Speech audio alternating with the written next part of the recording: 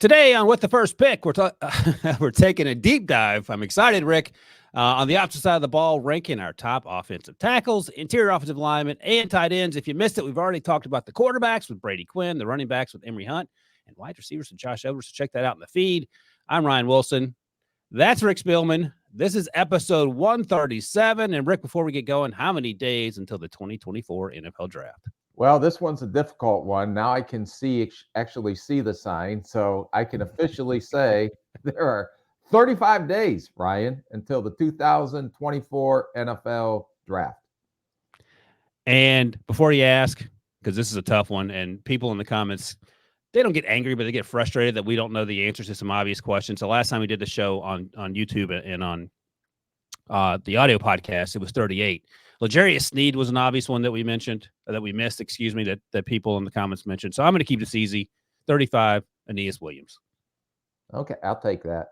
Did I cheat? Just so the people out there, I don't know how, I'm not doing Google searches. I'm trying to do Rolodex stuff. So if anyone's smart enough out there to come with a jersey number 39 off the top of their head, they are way better at jersey numbers than me or you are.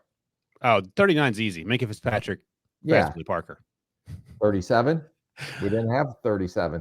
No, we didn't have 37. I'm sure someone out there has one, and they'll let us know.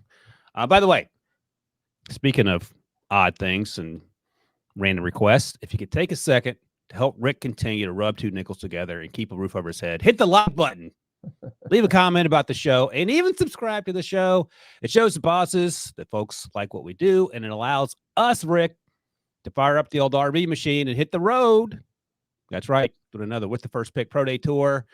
Next Wednesday, Rick and I will be at LSU watching Jaden Daniels and company.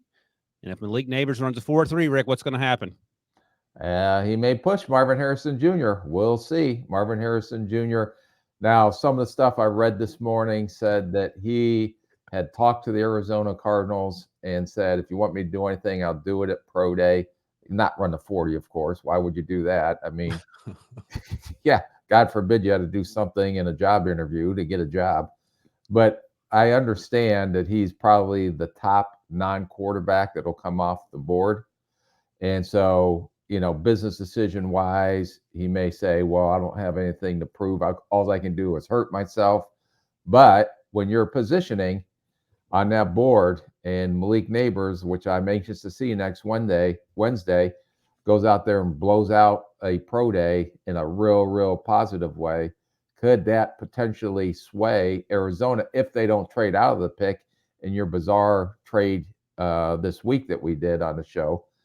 But if they stay there, could they potentially switch and go to a Malik Neighbors? I'll say this. Brian Thomas Jr., Malik's teammate, ran 4.33, I believe, at the combine. Malik says he's the fastest person on that team. So if my math is correct, he's going to run a 4.33 or better. The other thing I'll say about Marvin Harrison Jr., I understand why you want him to work out. But Einstein didn't have to do job interviews either. People knew who Einstein was, and he got hired on the spot. So he didn't have to go run his 40s, the equivalent of running 40s for physics exams. They hired him. So you're saying that Marvin Harrison Jr. is 100% fully guaranteed Einstein best ever to come out of that position in this year's draft. I think draft. Those are your words. I was going to ask you, Debo, of the two of us here on the show, which one of us said that surefire Hall of Famer is Marvin Harrison Jr.? Was that me or was that Rick? I said if he stays healthy, he's going to be a Hall of Famer. You said if he runs the 40 at his pro day, he will be a Hall of Famer. If he doesn't, he might be a 7th-round pick. I think that's what you said. Anyway, The point is that Rick and I will be at the Baton Rouge next week for LSU. We'll do a podcast from there. And then we'll hop on the RV, and Debo will drive us through the night to Chapel Hill for Drake May's pro day. And Tez Walker and Cedric Gray will be there for that and do a podcast from there. And all that's to say, if you hit the like button, it lets the bosses know that we're doing good stuff here. And they let us do those sorts of things. So just something to keep in mind. And Rick gets to keep the roof over his head. That sound about right, Rick? And I can buy maybe a new Island shirt. That's going to encourage people not to hit the like button. So, but please help us out. Help Debo pay for I don't know, like a nice necklace for his girlfriend, all those things. Oh, how about a new countdown board, an electronic countdown board next year? I love that you're never get a new countdown board. Yeah. All right. Debo and Rick want a countdown board. Don't worry about Debo's girlfriend, I guess is the lesson there. All right, let's get to it. Rick, we're talking tight ends. We're talking offensive tackles and interior offensive linemen. Let's make it happen. Start at the top with tight ends. Speaking of players not working out, Brock Bowers is our consensus. Number 1 tight end. No surprise here. I have him number 1, and you have him number 1. Didn't work out at the combine because of a lingering issue. Didn't work out at the Georgia Pro Day because of a lingering issue. I made this comp a few weeks ago on HQ, and you crapped all over it. I said Heath Miller had a injury during his pre-draft workout. He was a first-round pick and turned out to be pretty good. Is this going to affect his draft stock in terms of instead of going 15, he goes 25 or something? I don't think he was not going to get out of the first round, and I think he'll go somewhere between 10 and 20.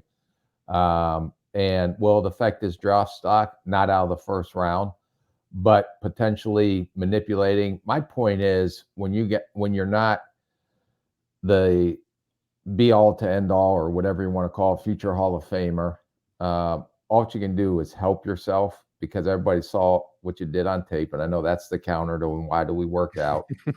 But if you can get selected at 10 instead of 15, that's significant millions of guaranteed dollars. So to me, when you're going through this process, even though you're in a first round, you're positioning yourself for potential bigger payday if you go out and work out well. Plus, if he still have lingering issues and he didn't work out of his pro day and he doesn't work out before, then I have some concerns about how significant are the lingering issues.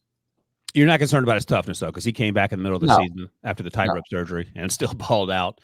Yep. He feels like, and by the way, it's on YouTube now, but Rick, me, and Bryant McFadden did a show for CBS Sports Network, a mock draft, just sort of not more general, but it was a show that was on TV, so it wasn't as in the weeds as sometimes we get here.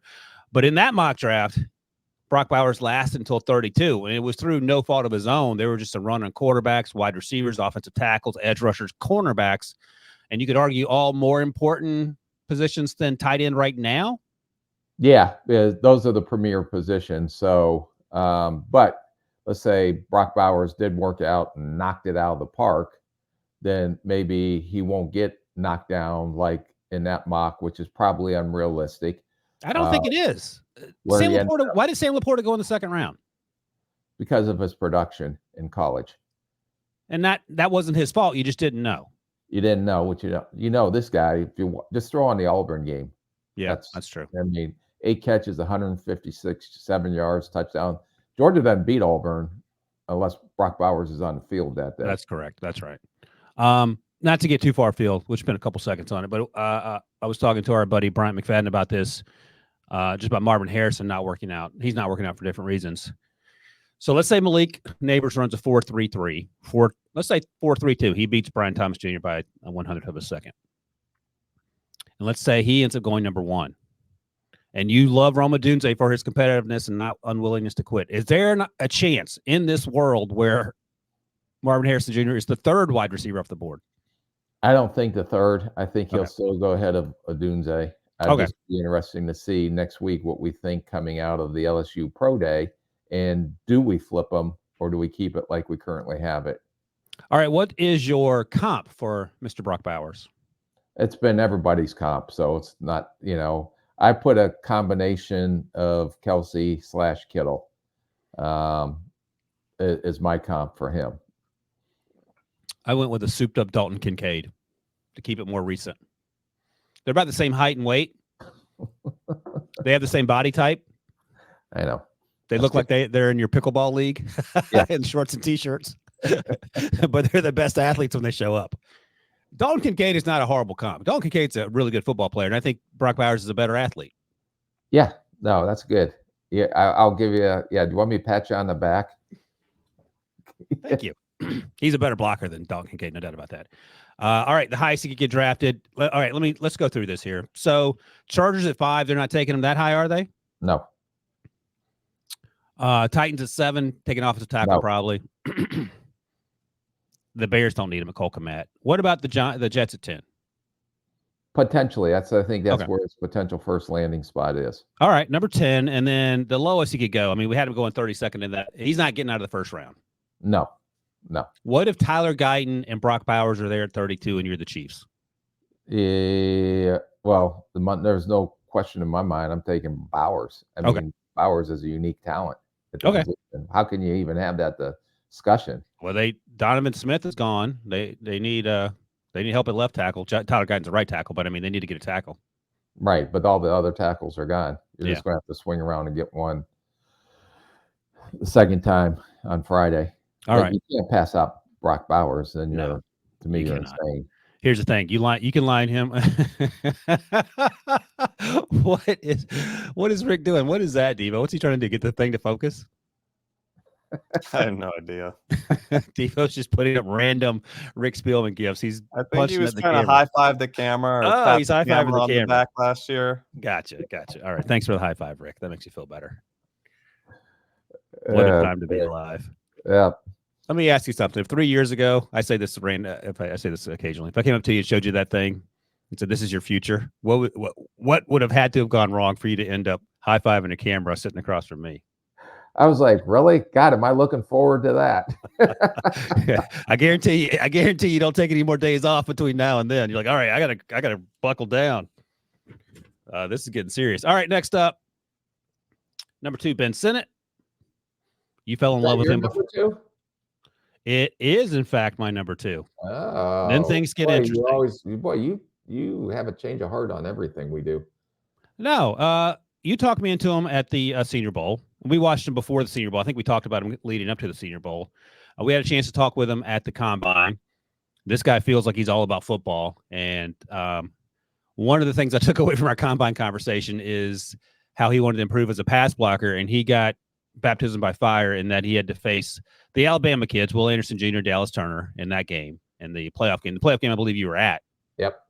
And then he had to go through Will McDonald IV. That's Will's last name, right? The Jets' first-round pick? Yeah.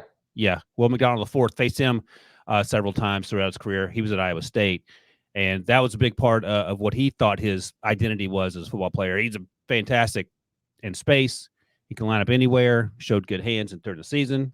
That showed off at the Senior Bowl. And I'll just ask you here, what's your comp for Ben Sinnott? And you can go into your why you love him so much. Just to correct you so we don't get yelled at by what listeners out there, it wasn't a playoff game. It was a Sugar Bowl, but it was a Power 6. That was the Final Four. Thank you for the distinction. Yep, that's right. Against Kansas State.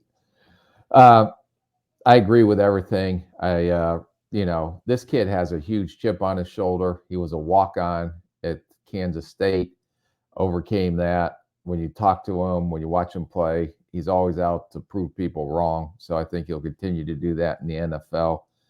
With everybody that has doubts on this kid, multiple position player, H-back, fullback, tight end.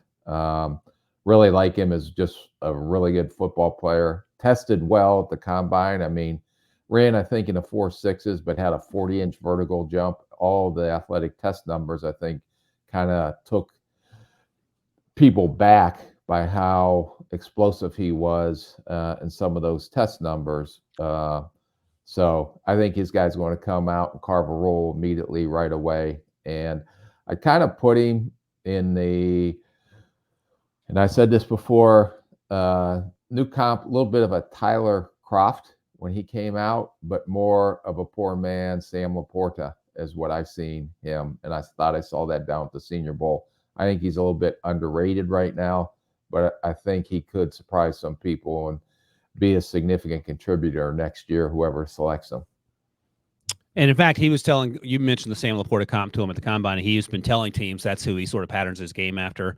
I went a little old school because I'm a more of a football historian than you are. You're pretty new to the game. Dallas Clark. Yeah, that's fine. Thanks. No one cares. What they do care about, Rick, is that he ran a 4.68 that you talked about there. He had a 40-inch vertical. Yeah. Sweet mercy. And he ran his 3-cone was 6.82, which is bonkers for someone who's almost 6'4", 250 pounds. So he feels like a Sam Laporta guy in that he's probably going top 15 in the second round. Yeah. I think Bowers is by far only first round tight end. Not comparable to last year's depth at the position when you had Kincaid, Musgrave, all those guys that came out. This year, I think Sennett will be the second player tight end off the board, but I see him second, not getting out of the second round right now. All right, let's see here. New England picks at 34. Is that too rich? Yeah, I think it depends on who's still on the board. And Yeah, that's true. it's hard to predict until you see who they take in the first round until the end of this free agency if they add any more. So right before the draft, as a part of our meetings is, okay, we know everybody's needs, if they were filled or not in free agency. And then as you go through the draft, you see who they take, and then we would cross off that need. So I think you look at your board, you look at the other team's needs, but you keep up to date on that in real time, so you know potentially where they can go. So it's hard once you get out of the first round. Yep. I mean, to try to pick or select, a second round mock, even though we did it and I thought it was pretty good. But until you get everybody's needs in real time, it's hard, especially when you go past the second round, then you're just shooting in the dark. All right, I'm going to tell you exactly who they're going to take or which team is going to take. This is easy. You ready? Yep. At pick number 47, if Darren Waller decides to retire and he's considering it, yep, the New York Giants at 47. I could see that. All right, there you go. Put it in the books. Don't bet it, though, and blame me if it doesn't work out. All right, next up, number 3. Now, this is interesting because my number 3 is my guy Theo Johnson, who you are not as fond of as I am. Your number 3 is Jatavian Sanders. Your former guy. My former guy, who's now my number 4. Yeah. So you used to love his number 2, but now you keep dropping him. I keep dropping him. I like him. We talked to him at the combine. I thought he was sounded very serious about football. Nice young man, very respectful to his elders as he spoke with us. Incredible athlete. Sometimes it felt like he disappeared, and maybe that's just a function of maturing as a football player. He had some focus drops at times. I wish he were a better blocker, but the athleticism is there. It's just dripping off of him and Xavier Worthy and A.D. Mitchell and all those guys. Jonathan Brooks. It was clear as day, but I just thought the inconsistency and the lack of blocking made him a little less desirable, if you will, than Ben Sennett, for example. And let me double check. So there, oh, dang it. Hold on. I want to see his numbers at the combine. So he ran 4.69, so just a hair slower than Ben Sennett. That's all he did. He didn't do 3-cone or even do the vertical. Maybe did this pro day. I have to check. But 6'3", 245. So same height, 5 pounds lighter than Ben Sennett. So you're on Sanders? Yeah. Yeah. No, I agree. His the Alabama game put him on the map. I know you liked him in our summer scouting school series because of his receiving skills. I don't doubt his receiving skills. I just don't think he's a blocker. I think he's a receiving tight end only. And then he is a good athlete, but you really liked his speed. I've always thought that his speed was good, but not great. And I was right again. Compared to you, thank goodness. Combine. So I think he's below average in pass protection. I just think this guy is going to be a receiving kind of role type guy. So, all right. So who does that translate to comp wise? Coming out, and I hope maybe I'm wrong and he turns into this guy. But coming out, who was a good receiving tight end, I can't remember what his test numbers were. David Njoku. Oh, okay. I'll tell you what his test numbers were in a minute. Did you have a comp? Yeah, you're probably going to love it. So, you're not 6'4", 246. You're right there. He ran a 4.64. His 3-cone was 6.97. He did 21 on the bench. Man, that's pretty good. 10-inch hands, which is similar in hands to what Jatavian Sanders has. All right, not bad, not bad. Like, he's not Evan Ingram. Evan Ingram's a better athlete and actually weighed like 15 pounds less somehow. Evan Ingram came out at like 234-ish. I went with a little better version, not as good a blocker, but the athleticism that we were looking for didn't quite pan out. Brevin Jordan out of the U, went to Houston. Yeah, no, I remember him. Yeah. All right. I think Brevin was a better blocker. Look, I'm not trying to crap all over Jatavian Sanders. He needs to be a better blocker, and he admitted as much to us, but he struggled with that at times. That's it. Third round pick. I have him. I'd say third. I don't see him in the second. Yeah. And I mean, it could be a situation where sometimes these tight ends that you like athletically or whatever reason slip to early day 3 as well, just because teams are, as you just mentioned, are focused on other needs as the board unfolds. Would you be shocked if he went in the 4th? Yeah, I would a little bit. Okay. But I think the rest of these guys, Senate to me was the only potential second rounder. The rest of these guys are third and fourth rounders, in my opinion. All right. Next up, finally, my guy gets some love. Theo Johnson out of Penn State. Debo's guy. As I mentioned, he was my tight end 3. He is your tight end 5. And Theo Johnson wasn't asked to do a whole bunch at Penn State, but Penn State threw the ball exactly 12 times all season. So, I mean, it's sort of a Sam Laporta type situation. I think he had 34 catches, which doesn't compare to when you're talking about Brock Bowers, but you have to sort of read between the lines. 7 of those catches, Rick, touchdowns. So he was utilized in the red zone. I think he has a big catch radius. He's enormous, and he tested through the roof.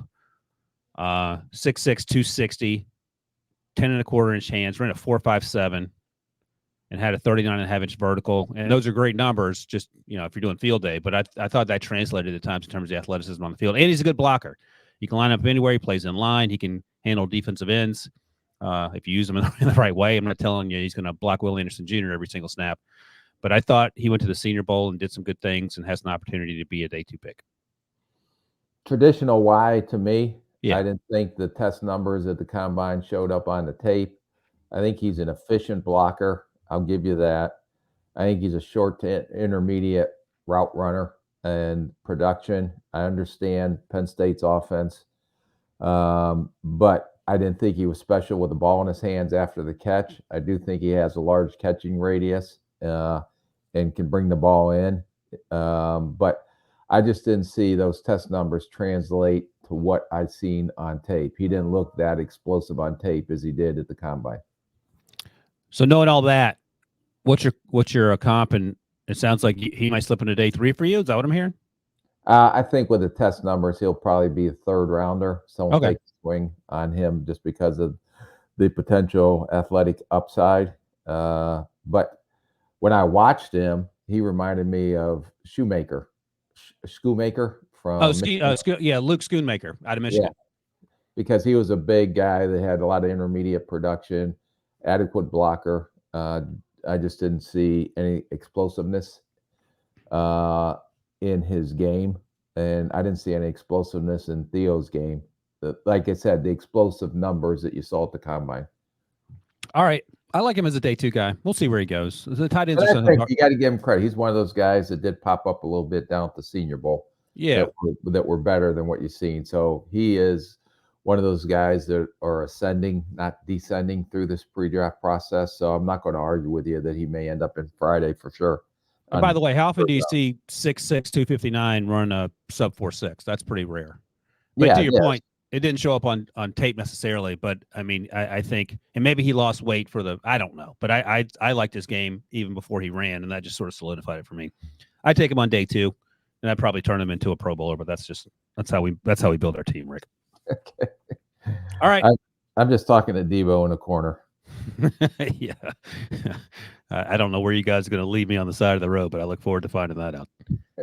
Next up, number 5 on the list, Cade Stover. And we've been talking about Cade Stover, feels like for 3 years coming out of Ohio State. He was your tight end 4. He was my tight end 5. And he had the benefit of playing with a good quarterback in 2022. He had to share reps with all those wide receivers that went in or will go in the first round at Ohio State. I feel like he does a lot of things well. I can never get a feel for him. Maybe it's sort of like Theo Johnson with you, but what's your read on Cade Stover? No, I do have a feel for Theo Johnson, and I was very clear with that. So, all right. What's your take on Cade Stover then? My apologies. Yeah, boy, you don't listen to the scout in the corner very well. He's getting me fired. That's what my concerns. I'm trying to get him out of here.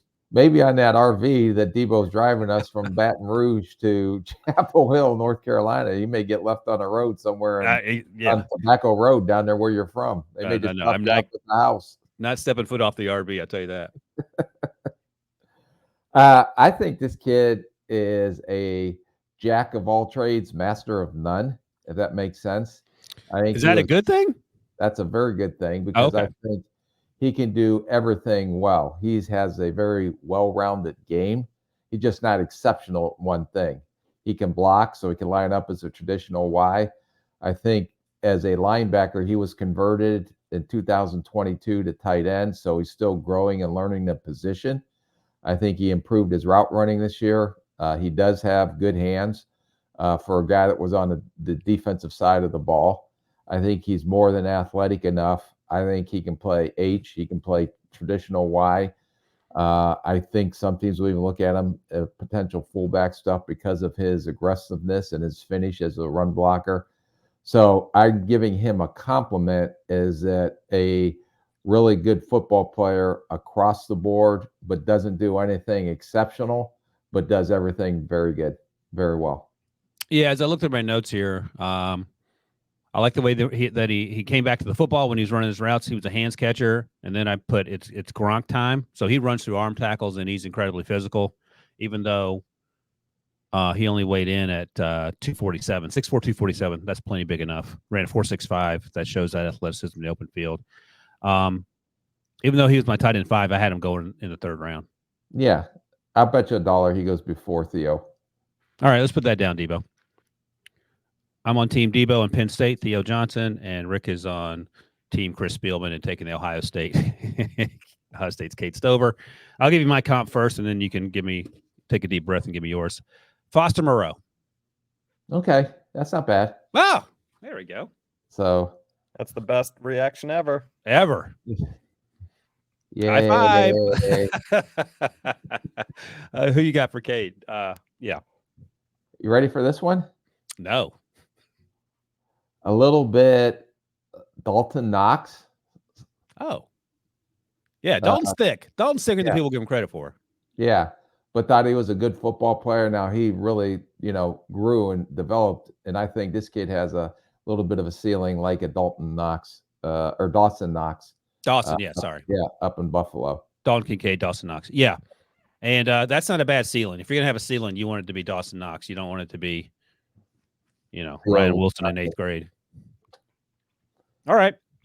Those are our top 5 tight ends.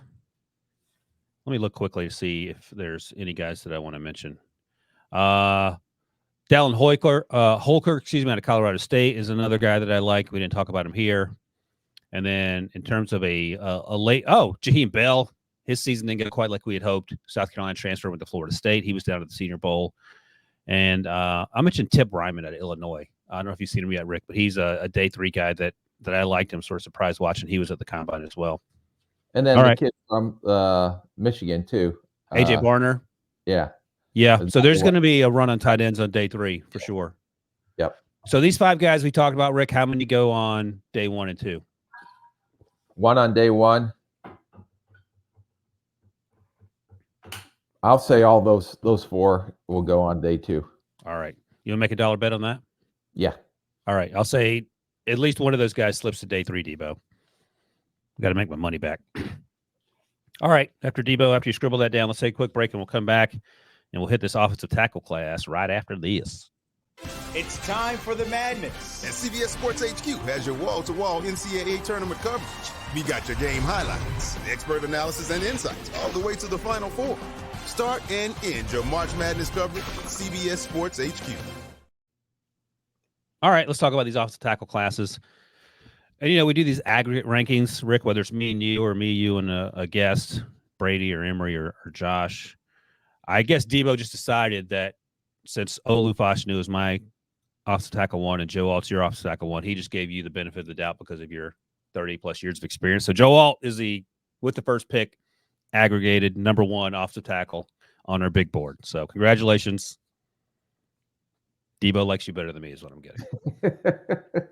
The funny thing is, I like Fashanu's athleticism. We've talked about it, but every time we do a mock draft, usually at Tennessee number 7, I give them Joe Alt as the first offensive tackle on the board because it feels like he'll be ready to go closer to day 1 than Fashanu. And that's no disrespect to Fashanu, just that Alt seems he's a little further along in his development as a potential NFL left tackle. So let me ask you this. You're the GM of the Tennessee Titans. Are you taking Fashanu, or are you taking Alt? Here's the thing. I think Fashanu has a chance to be special.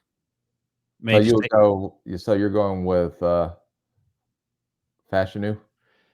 yeah, I want to, but let me put this Yeah, out. And Debo's like Crawdad, and he's like, we're on the clock. Make a decision. Be decisive. you know I'm terrible when they're under pressure. So Rand Carthon's in year 2, I believe.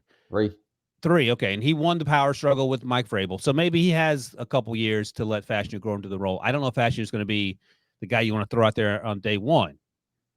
But I think in year 2, year 3, he has a chance to be a better player. So I'm taking Fashanu with the understanding. In the second year. I thought last year was his first year. I think so. Yeah, he had been. Yeah, I think last year was. So maybe he has a year or 2 to prove himself. So I would just have to tell. And have you had the conversations with the owners? Like, if we take this guy, you have to wait a year for him to be productive, even though there's another guy that may be better in year 1. No, you're saying this guy may have a higher ceiling. Yeah, but the guy that was ahead of him is probably more ready, but he's going to be a potential Pro Bowler as well. Have you ever had a conversation in the middle of the season and said, "Hey, player X that we didn't take is killing it, and player Y who's on our team is still languishing in practice"? Well, yeah, but that's only season 1. There was an injury. There were some things, like Okay. when we took Darasol, he was lingering with a groin injury and had to have sports hernia surgery, missed all, and then now he's turned out to be a pretty good left tackle. Yeah. So Pete Prisco loved him, so we knew that he was going to be good. Yeah. So you're putting into a hypothetical that makes no sense, but I'll try to answer your questions. And You just answer the question. You are trying to avoid the question as the GM of the Tennessee Titans. Make a decision. Are you taking Alt or are you taking Fashanu? I'm taking Fashanu, and I'm putting him out there, and I'll let Peter Skoronski do the heavy lifting in the first 3 or 4 games, and then Fashanu will be up to speed, and then we'll be cooking with gas, and Will Levis will be extremely happy as he wins 3 Super Bowls. Okay, well, when we have to grade the draft after the draft, make sure you give Tennessee a C.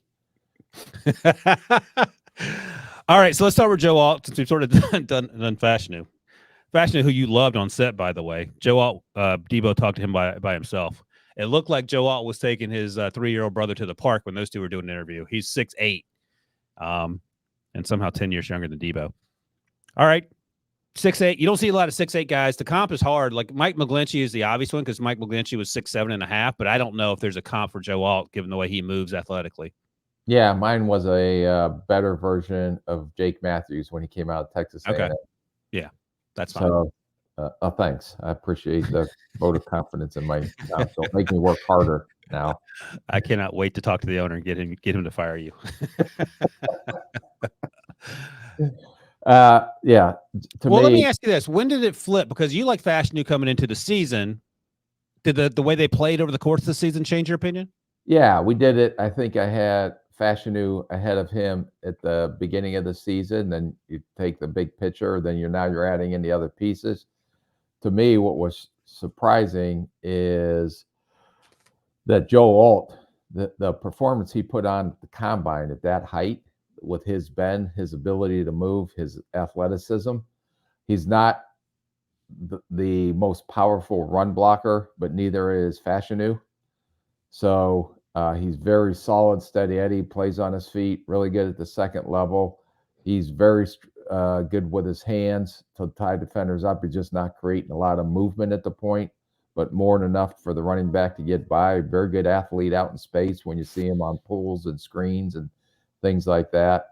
I just think he's a day one starter. You step in, all A pluses, character-wise, football intelligence, everything that at least what I know of that are off the board. The dad who played in the NFL, so he has the bloodlines, knows what it's about.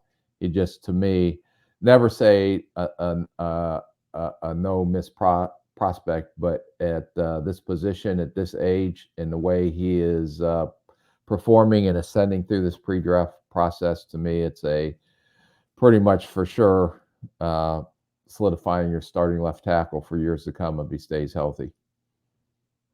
Yeah, I'm trying to find. I'm looking at his 3-cone drill. I'll double check this. 7.31. Yeah. And that may not mean something by itself, but yesterday, the Texas Pro Day, Byron Murphy ran a 7.5 unofficial. And Byron Murphy is number one, weighs 290 pounds. So he's 30 pounds lighter than Joe Alton, obviously about 6 inches shorter, 6'1", 6'2", whatever he came in at. 7.31 is incredible for someone who looks like a redwood tree out there. Yeah. Well, he's not stiff like a redwood tree. He No, can that's actually right. bend. Wingspan was almost 83 inches. By comparison, DeJuan Jones last year was, I think, 86. And DeJuan Jones just blocked everyone by standing up with his arms out at a T formation. And Joe also, you would agree that he's a better athlete than DeJuan Jones, even though he's. Oh my God! Don't even make that comparison. Well, he's 60 pounds lighter. If DeJuan were 320, he probably would look like Magic Johnson out there if he were. In terms of the length. But the point is that Joe You'll never have to worry about that.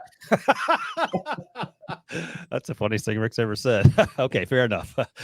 He was 320 in 8th grade. That's the last time DeJuan Jones was 320. The other thing that I was thinking about when we had Fashanu, or you had Fashanu slightly ahead of Joe Alt, is that you thought that Joe Alt might have to be a right tackle coming into the season, and he proved to you that he could play left tackle, correct? Yeah. And I think he got better through the season, but he's technically sound. He's going to get better. He's only 21 years old. Yeah, he's pretty young. He's going to mature physically, get stronger physically. To me, he's just if I wouldn't even look back and take Alt if I was the GM at Tennessee. All right. I mean, there's no way if you're the Patriots, you're taking Joe Alt at 3, right? No. If there's a quarterback there. No, you can't come out of the draft without a quarterback. What if you don't like Jaden or Drake or JJ or whoever's not Caleb Williams and you're the Patriots? You just trade down? Just trade down. And just roll with Jacoby Brissett? Which, yeah, that's their decision. But here's the thing, though. What if you're not sold on? What if it's Jaden Daniels at 3? What if you're just not sold on him? You're not sold on him. You're asking questions that make no sense. What do you not like about him? Hey, man, I don't disagree with you. Mitch Trubisky was a number 2 overall pick or whatever he was. People do crazy things is my point. Mitch Trubisky was a one-year wonder. He still went top 3, however high he went. That's not. Did you make that decision?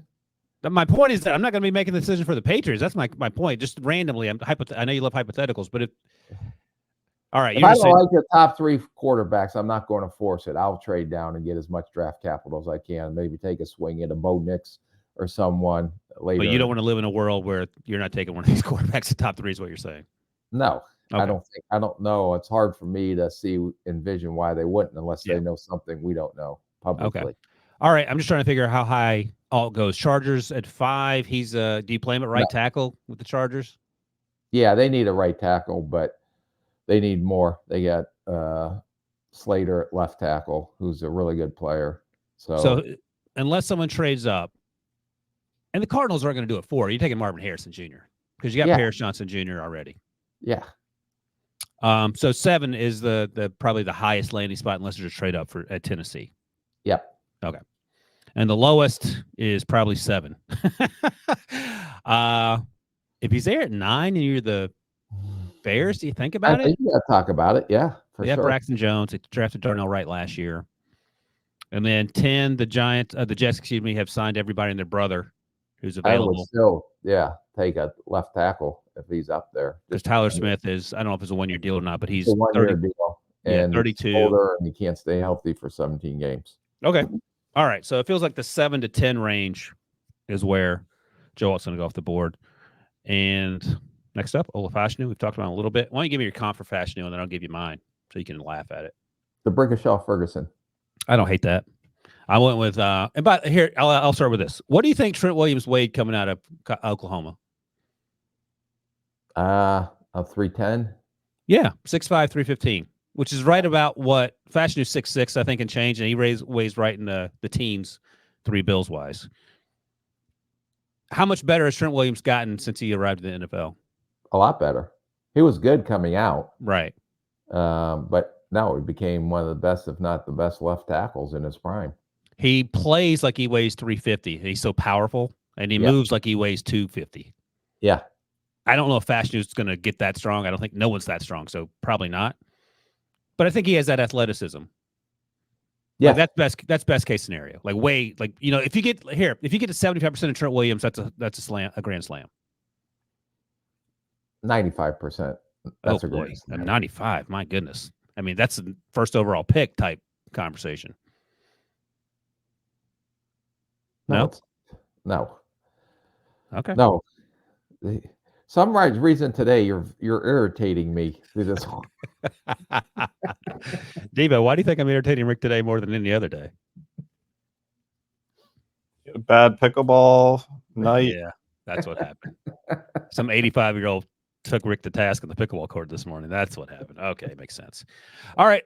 How high could he get drafted here? So again, I mean, the Titans might have him ranked higher than Alt, so maybe he goes 7 or no. Maybe, but I don't see that. Okay. I mean, that's what you would do. So let's say he doesn't go 7. You stop me when you would take him if you're the subsequent teams. The Falcons at 8, the Bears at 9, Jets at 10. I would start 9-10. Okay. All right. So not too much further.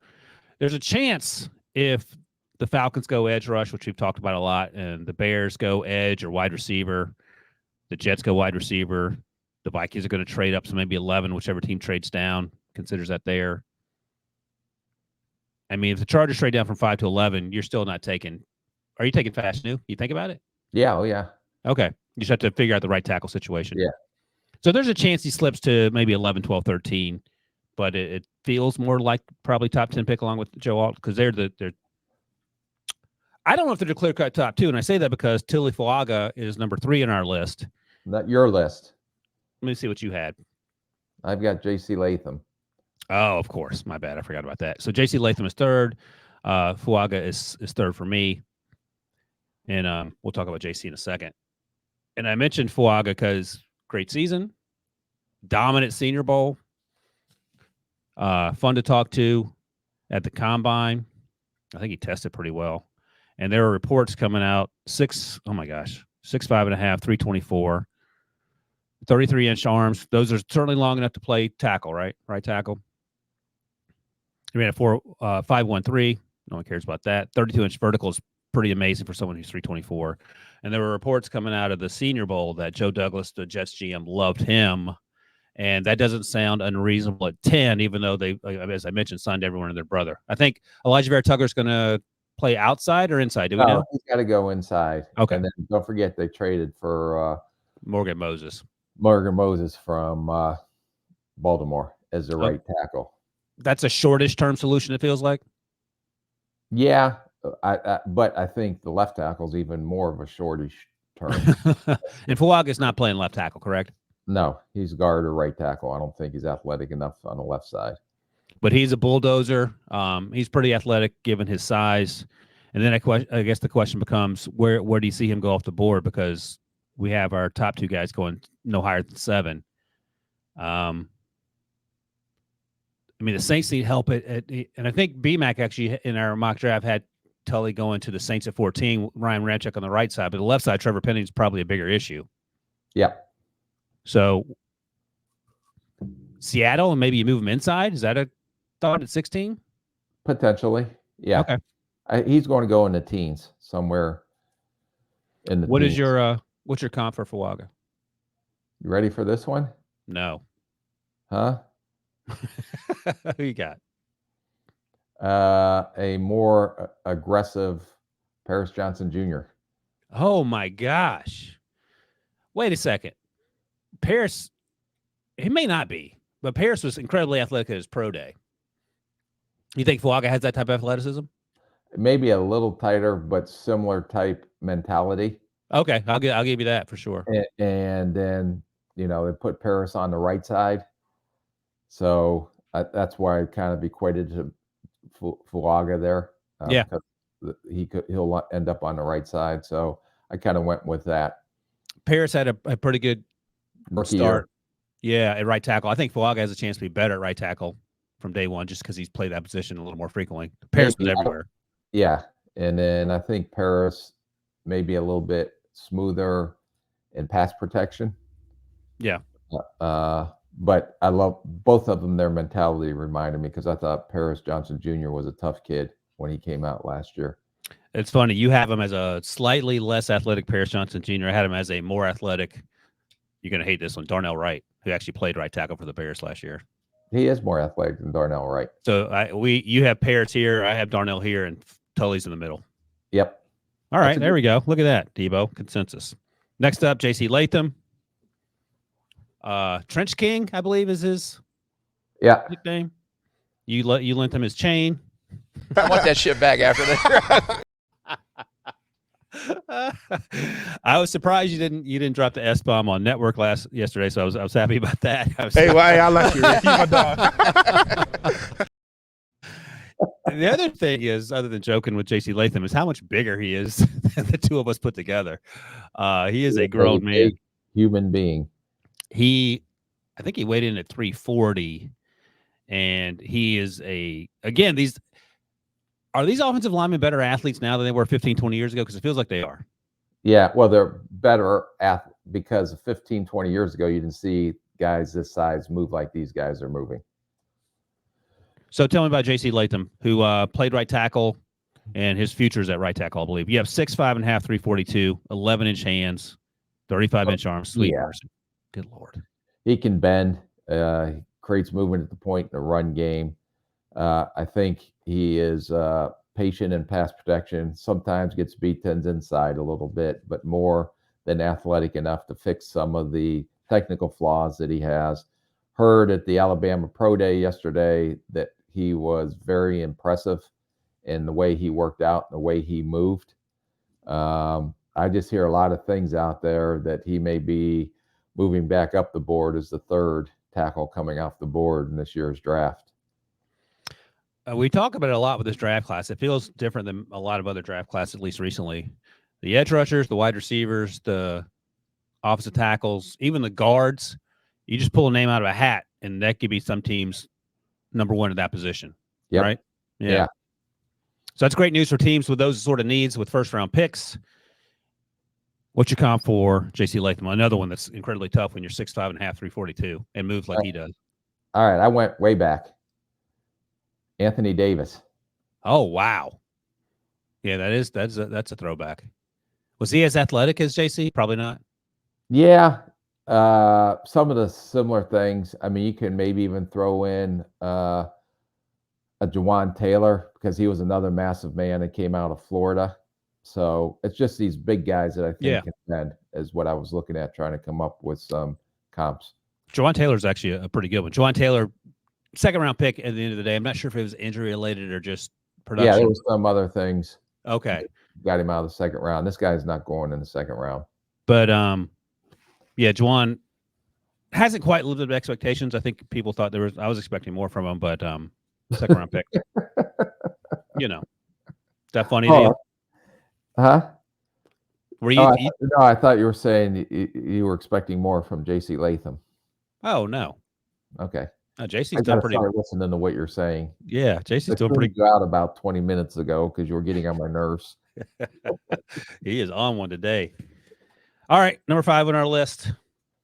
Let's see who you had. You had hey, Debo. Could you put $1 down that Latham goes before Fuanga? Yeah, we can do that. Let's do that. I like that.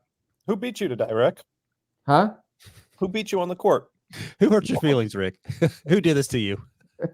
We'll get them for you. Singles. When you work until midnight, my fingers are down to the bones. There's nothing left. It's just like. Were you doing radio last night? What were you doing? No, I had some other things I had to do last night. Not radio. You were up till midnight? Well, then I circled back. What time did I send you my homework in? I was late because I didn't send it in till later. 7:30 p.m. Eastern. Oh, my gosh. Yeah. You were in your PJs by then. So I guess midnight, my midnight is 9:30. Yeah, that's right. All right. So he's only working on 12 hours sleep, Devo. That's the problem. Next up, Tyler Guyton. He is Rick's number 5. And he is my 1, 2, 3, 4, 5, 6, 7. Wow. God, you loved him. Again, another example of you're wishy-washy. You're like a fish out of water. To be fair, he's actually my 6 because Troy Fatanu, who we'll talk about in a second, we moved him to the interior offensive line. So I had Fatanu ranked ahead of him as a tackle. Rick hates him because he wears shorts. But I had Amarius Mims ahead of Tyler Guyton. Excuse me. All right, but Tyler Guyton, right tackle. Oklahoma played the 2022 season with Anton Harrison on the left side, the Jaguars' first-round pick, who moved to the right side. His rookie season in Jacksonville had an up-and-down year, but I liked his athleticism. Tyler Guyton versus Anton Harrison. Who's a better athlete? I think it's Anton by a little bit. Yeah. Okay. And Tyler Guyton, I thought, did some good things at the Senior Bowl, showed his his ability to, his toughness, greatness, whatever word you want to use in those 1-on-1 drills. And I think he makes a lot of sense between pick 25 and 32, for example. Yeah, no, I think I could see Kansas City as a landing spot for him, which would be ideal, or right before Kansas City, Baltimore, who does need a right tackle as well. Right. So I see him right in that area. One thing I want to bring up here, at 25 are the Green Bay Packers, and we've had Tyler Guyton going there. They don't need a right tackle. They have Zach Tom, who they like. Rasheed Walker is on the left side, replacing David Bakhtiari. When you're having these meetings and you have a right tackle and you're trying to figure out if you can play the left side, how do you figure that out? I guess is the question. If you're the Packers, for example, trying to get a left tackle. Yeah, that's when you go down and go to their pro days, work him out, put him on the left side, have your offensive line coach go down there and work with him, and then see what your offensive line coach thinks when he comes back from that workout. And that's one of the things where you can ask the Shrine Bowl, the Senior Bowl, whomever, try him out on the left side during the week too. Yeah, and that's I don't think he did that, right? No, I don't recall, but yeah, that's what why they go there, because a lot of teams. That's why you see so many, especially offensive linemen, playing different positions. Just to see them in one-on-one situations with actual pads on. You have a con for Tyler Guyton? You're not going to like this one. What do you got? Spencer Brown. Oh. Big. Tyler's a little better athlete, I feel like. Spence wasn't a bad athlete now. I kind of went with size and right side. But how'd you compare their anchors? Guyton's probably a little bit better anchoring. Okay. But Spencer was a physical, finisher when he came out, and then he got affected by the COVID year. But whether you think he's a starter or not, he's been starting in Buffalo, and I thought played a little bit better this year. No, he got better this year for sure. All right, I don't hate it. I just looked up on mockdraftable.com, which is, you don't like that website because it just compares measurables.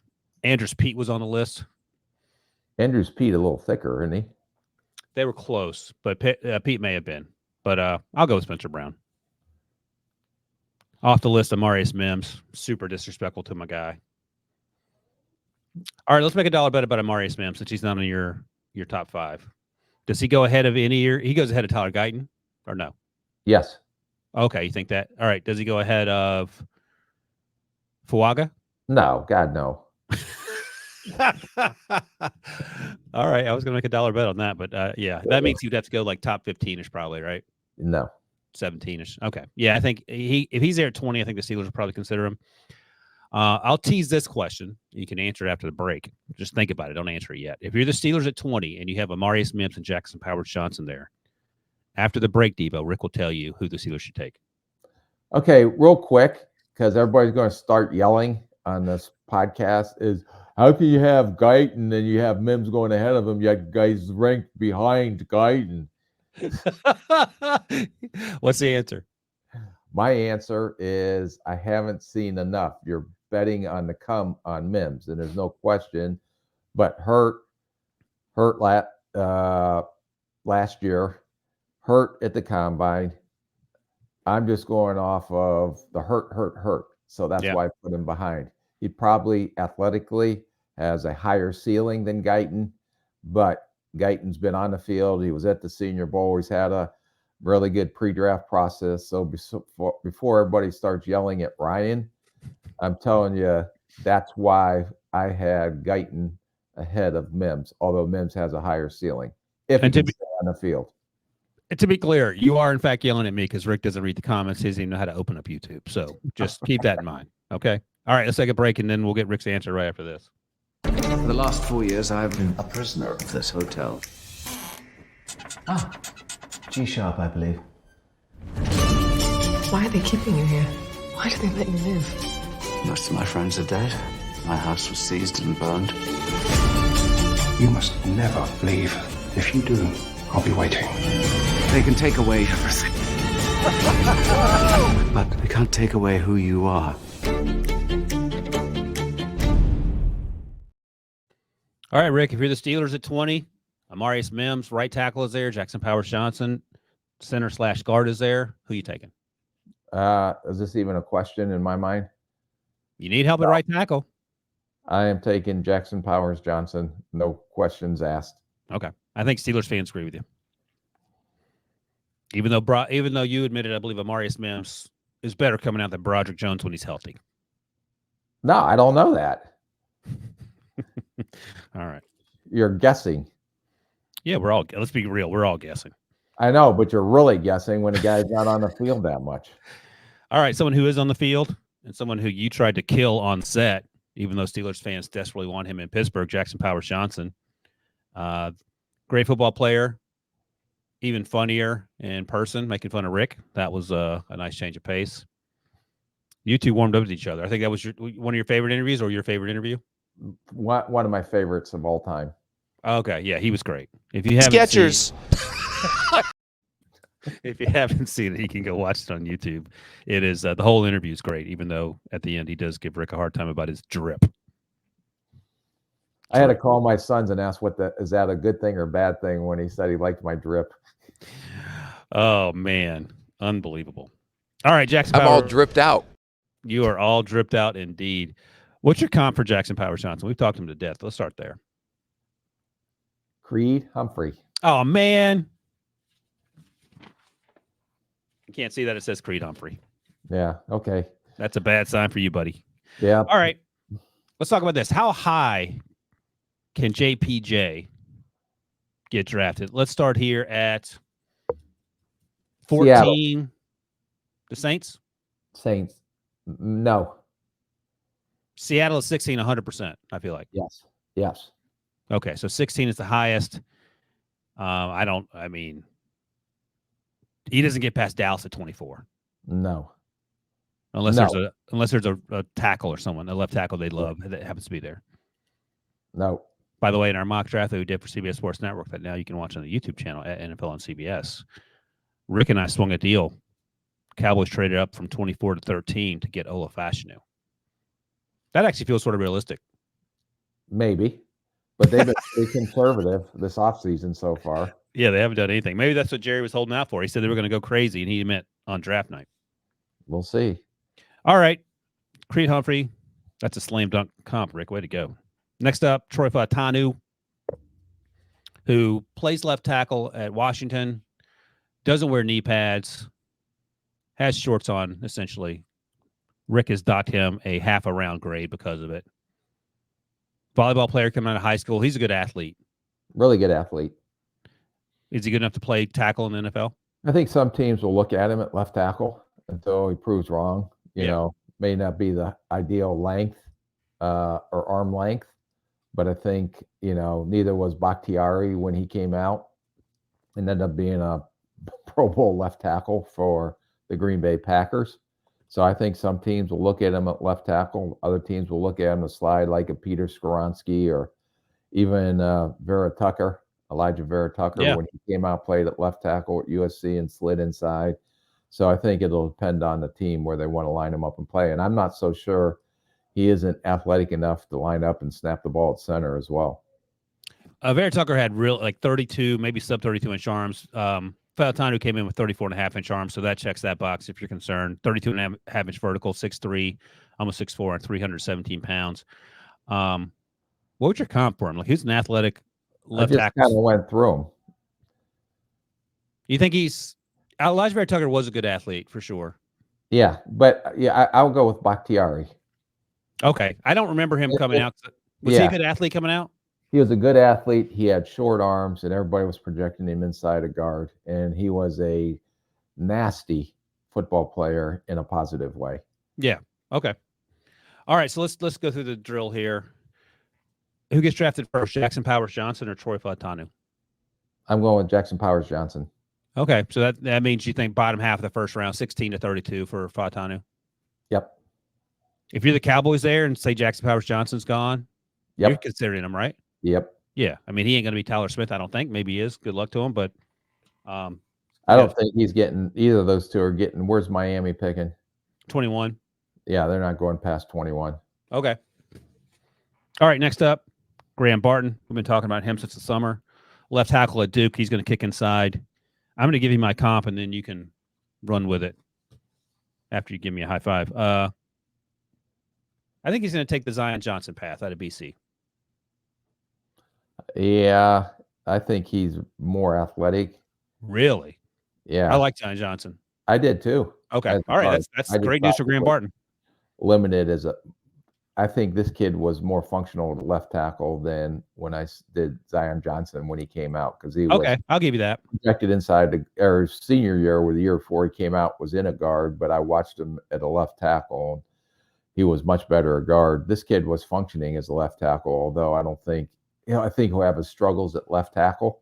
So this guy is also another guard center combo and very tough physical grit, whatever you want to put on him, football player. How do you look at a tackle in college and say, okay, that guy has to move inside?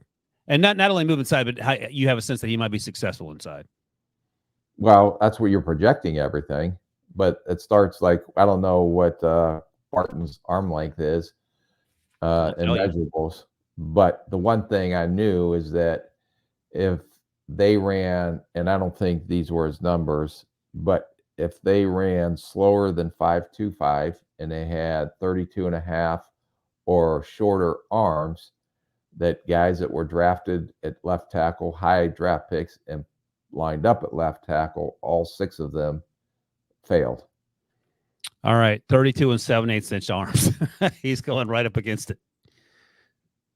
So you have to be special to have sub 33 inch arms and play tackle. Left tackle. Yep. From Jump Street. All right. So there you go. And in your, years of eyeballing these guys for 30 plus years, you can get a sense if they have shortish arms based on the way they play, I would imagine, without knowing. Yeah. I mean, you can see it like if a defensive end has his one arm in his chest and he's trying to lock out and they go only to the guy's elbow, then you know he has short arms. We haven't talked about Patrick Paul in a while out of Houston, but just for comparison, his wingspan is 86.25 inches and Graham Barton is 79.75 inches. So you're losing 6.5, 7 inches right there, to your point. Which is significant. All right. All that said, do you think he makes it into the first round? I have him as like a fringe first, second round guy. Yep. Not out of the top 10 in the second, and I could see potentially bottom of the first. I'm trying to think. 49ers, maybe. Maybe. Detroit lost Jonah Jackson, but they did sign. Who'd they sign? They signed a guard. Yeah. I'll look it up so we know. Kevin Zeitler, they signed. So yeah. And they still can use. They can. I think they'll go corner, especially with the Cam Sutton news coming out yesterday. Yeah, that's his whole complexion. Yep. Great draft. All right. Next up, the aggregate ranking.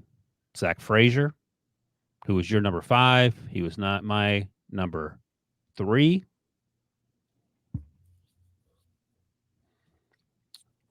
West Virginia center. We haven't talked a lot about him. He's a good player. I think I like him a little more than you. We've talked about him briefly. Have you changed your tune on him? I liked him as a football player. I think he's smart. I think he's probably a center only. That's the only issue I had with him, a one position guy. Okay. 4-time state wrestling champion. I think he only lost 2 matches his entire life.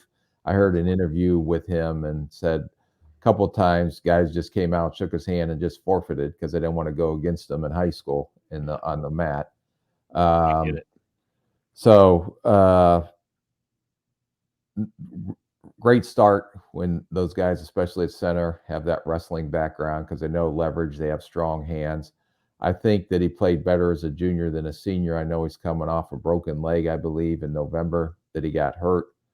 But tough, smart, everything. Good athlete, not great athlete. But those guys end up lining up and I think playing a long time. And he's bigger than I thought he was going to be. That's the thing. I was just looking up some guys from last year.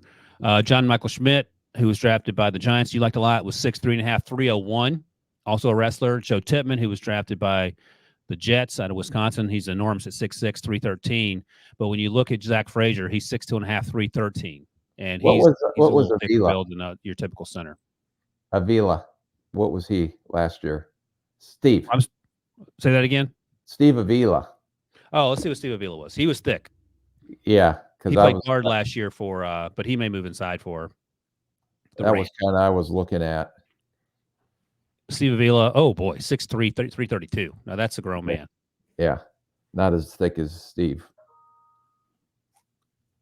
All right, so Zach Frazier, top of the second round potentially. And I'll tell you this, Steelers fans, if they don't get Jackson Powers-Johnson, I'll put it this way. How do you like Amarius Mims at 20 and then at 51, Zach Frazier? Who the hell are they going to throw the ball to? They got to get a receiver at some point. I'll ask you this. What's deeper, the center class or the wide receiver class? The wide receiver class. So you can circle back and get one at 84. Okay. Yeah, there'll be a lot to pluck from down there. Debo, that old lady beat the crap out of Rick today in pickleball. He is on one. She wore him out. Did you score a point at least? Can we move on in life? That means no. He didn't score a single point against that 85-year-old woman. That's called getting pickled. All right, here we are. We're down the home stretch here. Wrap this bad boy up. Number 5 on the aggregate rankings, Cooper Beebe.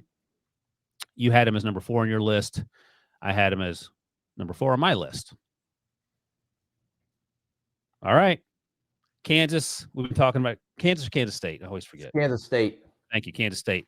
We've been talking about him since the summer, and he's sort of flown under the radar throughout, even though he's a really good football player. Dominic Pooney, I think, is from Kansas. He's the other that's going to get drafted. So Cooper Beebe, let me give you his height and weight because he's a big fella. Big, thick guy. 6'3", 322. All right, go ahead. Yeah, I think he elected not to participate down at the Senior Bowl because he said he had good tape in an interview I did with him, which I think hurt him. And all of a sudden, he kind of went by. You don't hear his name buzzing a lot, but this guy is lined up at both tackle spots, both guard spots. He's a guard at the next level. Maybe better fit for a gap scheme because of his mass and his ability to create movement at the point. As long as he has bumpers on either side of him, he is stout in pass protection. So I think this guy is going to be a second rounder. Ooh. I think this is a guy that did he work out at the combine? Yeah. Well, I have his measurable. Yeah, his 3-cone, 7.44, vert 27.5, 9-foot broad. Did he run? 5.03. Okay, that's good. So yeah, he did participate at the combine. So that'll put him back on. But I think he would have helped himself also down there at the Senior Bowl as well. Just to, but I think he's a solid second-round pick. Now, if he was in the second round, and I'm just saying Detroit was there, I think he's one of those Detroit-type gritty football players that they like to take. And I think he's going to be a starting guard in the league for a long time. So Detroit picked 61 at the bottom of the second, and then they pick 73 at the top of the third. So that might be the range if you're looking for a Cooper Beebe, it feels like. One other name I'll mention before we get out of here, who I like a lot, Christian Haynes, the guard, potentially / center from UConn. There's a guy that really helped himself because he went down to the Senior Bowl and performed. Then he did combine. Who was your? I had just for my comp, just to for Cooper Beebe was Will Hernandez when he came out of Texas Tech. That's a better one than mine. I had James Daniels. James Daniels is a little lighter than Cooper. Okay, I think was it Texas El Paso? Who'd you say again? Will Hernandez. Oh yeah, let me see. I think it was Texas El Paso. Went to the Giants, right? Yep, you got it, UTEP. Yeah, you saved yourself there from some angry comments directed at me. By the way, Christian Haynes was a guy who we talked to Braden Fisk about this, who got into it with Jordan Jefferson at LSU when he ripped his helmet off at the Senior Bowl practices and chucked it to the sidelines, which was Christian didn't back down, and Fisk made that point, and that's how he plays. And I think he has a chance to be a day 2 guy as well. So, yep. All right, that's it, Rick. You got stuff to do. I got stuff to do. Oh, what episode is this, Rick? Number 137. Unbelievable. Number 137, but number one in terms of Rick being as angry as he's ever been. So this is number one on the list, Debo. All right, Rick, go take it out on whoever your tomato can you I just got to remember not to play pickleball before I go on this air on this show, because it just ticks me off when I get beat by the 80-year-old lady. You gotta schedule a tomato can that you can whoop up on, and then I am more of a power player. She just finessed me to hell and back. She finessed you to death. She pulled the old Steffi Graf on you. I think Steffi Graf's a power player. All right, we're out over our skis. Podcast is now 3 times a week, thanks to Debo. And just a reminder, Rick and I will be on the road, Pro Days, LSU, and UNC. So look forward to that. For now, thanks as always to my grumpy little friend Rick. Thanks to Debo for producing. Thanks to all you guys who watch, listen, and comment. And we'll see you next week.